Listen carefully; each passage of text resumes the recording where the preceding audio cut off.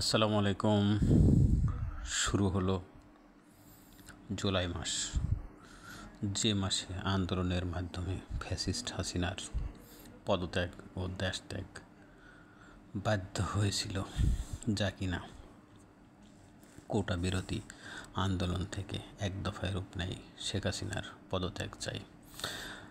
আমরা July August গণ অভ্যুত্থানে দলমত নির্বিশেষে এক হয়ে ছাত্র জনতার তীব্র আন্দোলনে হাসিনাকে দেশ ছাড়া করতে পারি, কিন্তু স্বার্থপর রাজনীতির কারণে আমরা জুলাই আগস্টের চেতনা ধরে রাখতে পারছি না, এমনকি শহীদ ও আহতদেরকে সম্মান ও যথাযথভাবে মর্যাদা দিতে পারছি না। কেননা দীর্ঘ কয়েক দফা আলোচনার পরও জুলাই সনদ এ স্বাক্ষর করতে ব্যর্থ হচ্ছি কিনা সেটাও জাতীয় কমিশন এখন পর্যন্ত কনফার্ম করতে ব্যর্থ হয়েছে।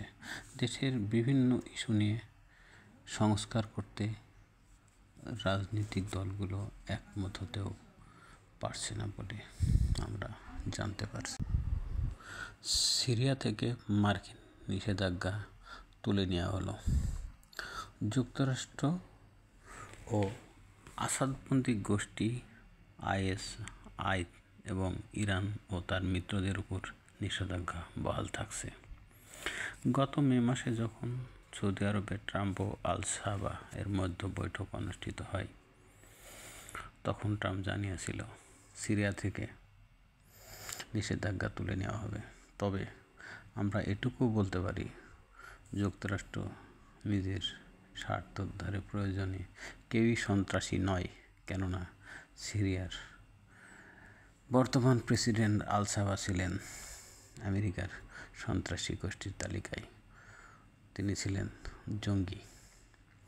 সম্প্রতি ইসরায়েল ইরান যুদ্ধে ইসরায়েল ও আমেরিকা দুই দেশই সিরিয়ার আকাশসীমা ব্যবহার করে ইরানে হামলা চালায়, তার কোনো প্রতিবাদ করেনি আল সাবা।